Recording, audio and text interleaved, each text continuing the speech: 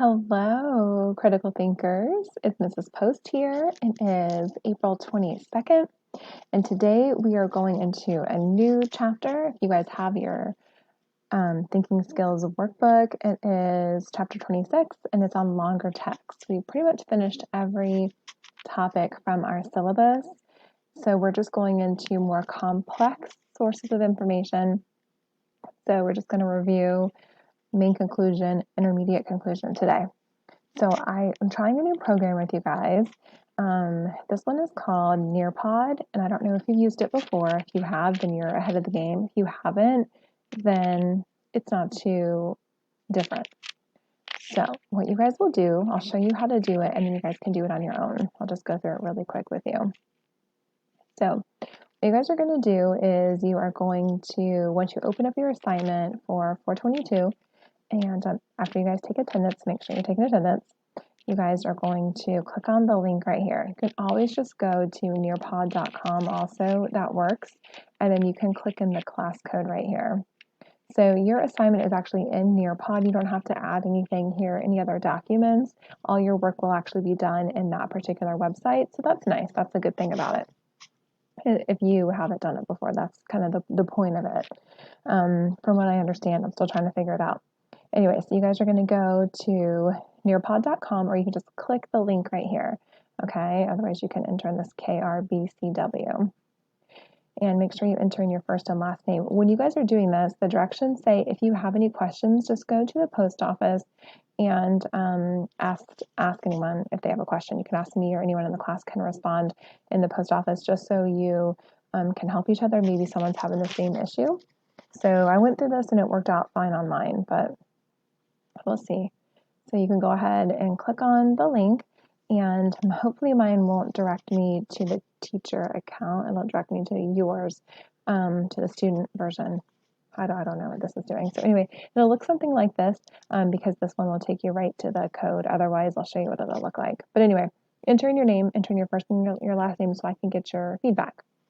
And just click join session. And that's it. And then your lesson comes straight up. So I made these PowerPoints for you guys. So it's a really short one. I just want to make sure we can get the technology part down today. And then we'll add to it with the Flipgrid and with all of the Nearpod in it the next couple weeks. Okay, so anyway, so your learning objective is to analyze and evaluate longer and more complex arguments. Now, real quick, if you guys want to go through your Nearpod with me while I'm going through it, you can do that. Like, you can have it running in the background while I'm talking. That is completely fine. We had a meeting on this the other day, the teachers, and this is how they did it too. So that's completely fine. You can multitask, or you can just watch me go through it, and then you can do it on your own. You just use these little blue arrows to go through. Also, if you click on the bottom, it says Open Notes Navigator, and then it kind of tells you, it's kind of like a slideshow, you know? All right, so I'll go over the introduction. So here's a couple pieces of advice. You may need to read the articles twice. Hopefully you are. You should know that from any kind of reading class or ELA class. Read them once for meaning, and then you read them again for the details, okay? Of course, the longer passages will have a bunch of sub-arguments and more background information that you have to read through and get to the main conclusion that's generally hidden in there a little bit harder, because, or maybe hidden in there better, because there's just more text. And because there's more text, you're going to have opposing views, challenges, objections, and then counter arguments to all of those objections and challenges. So there's a lot more information with the larger text. And this also could be when you have multiple sources, like source A, B, C, D, things like that. All right, I'm going to click on the blue arrow and go through it. Now, I want you guys today to read this text. You only have one source today to read. We're actually going to use this for the next couple of days, so make sure that you are reading source A. It's a time to get tough. I'll read the first paragraph, and then you guys are going to have to read the rest of it on your own. So the first paragraph says, "It is an established legal principle in almost all parts of the world that convicted criminals should not profit from their crimes, even after serving their sentences.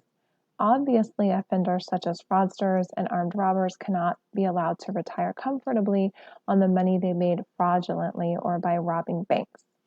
You guys will need to read the rest. Can you find a conclusion in here? Is it the main conclusion or not? You have to continue reading to do so because it is longer. I'm going to go to the next screen so you guys can see it. You will need to continue reading this. And we're going to start talking about, which I think I forgot to do it, but be thinking about this. Can you think of any, I can only think of one recent, any convicted criminals that are profiting from their crimes? And it says convicted criminals. I know people that got off. They were not convicted. So this is where this is going. And then this is the last little bit. So it's not that long, but we're going to be adding to it. Anyway, so read the last little bit. So there's just 2 slides of reading. Now you'll see that there's a question that comes up here in Nearpod, and it kind of does that spinning thing. Let me go back so you can see it again and go forward. See that? You can go too quick and pass it. You have to wait for the question to load. So don't miss it, okay? And this will be for any class. It says once you use your microphone, I'm going to say allow because I'm going to close the notes navigator. You can also answer the question by recording if you like the recording, and I know you guys do based on the Flipgrids I was seeing. I know you guys like the recording, but you don't have to. I thought there was a pen tool, but there's not. There's just a text tool, so you guys can just start typing. You can type or record audio for your answer. Okay, so the question is, using the text or pen tool, which you don't have, just text, or audio recording, state the main conclusion and 2 intermediate conclusions from the source A, time to get tough. Remember to use the author's exact words for these conclusions. We will discuss and add to this tomorrow, and we will. Oh, we will. Okay, so we're just taking it easy today. Go back, scratch your head, and try to remember how to find the main conclusion and the intermediate conclusions. It says in exact words, and a hint for you guys is that it says main conclusion and 2 intermediates. So that's 3 conclusions technically. One of them is a main, and then the other 2 are intermediates. So that should help you when you're trying to go through the document. All right. So you're going to answer it here, and then there's a little button down here. I'm going to move my face that says submit. Go ahead and do that, and then it takes you to the last screen. And I have one more item for you guys to try. So the poll, make sure that you guys are able to answer the poll. It says, did you have any issues using Nearpod today? Let me know, please. I need to know this. No. Didn't have any issues. Everything was fine. Let's say it didn't work on your computer, so you had to use your cell phone, or that didn't work, so you had to use a tablet. Fine. It still worked. You got through it. It's fine. Let's not be dramatic here, okay? Got no problem. All right, and then B says, did you have any issues? Yes, I definitely had issues. I cannot read the source, so if you couldn't read it, well, that's an issue. If you cannot write, type, or do audio for the answer, that's a problem. Okay, if you can find a way to get it to work, that's fine. This is what we're going through right now. We're having to adjust and be flexible with our devices and the different softwares we're trying to use to keep everything not so boring, but not too complicated as well. So we're trying to find that balance for you guys. So answer this question. Mine was fine. So I'm going to click submit down here at the bottom, and you're done. That's all I need you guys to do today, okay? You can start over. You can click here to start over. You can join session. If you wanted to do it again, you messed up or whatever, you can click this right here. Just if you want to write the code down, and then you guys can click exit. Are you sure you want to leave the session? Whenever you're done. And you guys can click yes. And then let me see if it brings you back to this other screen, because it keeps logging me in because I have my oh no, it doesn't.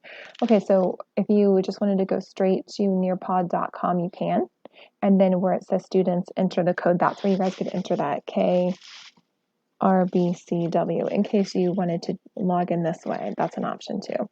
And that is it, okay? You guys just make sure you read it thoroughly. Go back to your assignment and then make sure you don't have any work to turn in. Look at that. Isn't that nice?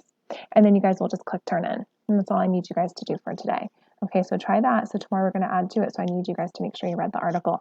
And that is it. I talked too much already. Have a fabulous April 22nd, and I will talk to you guys soon.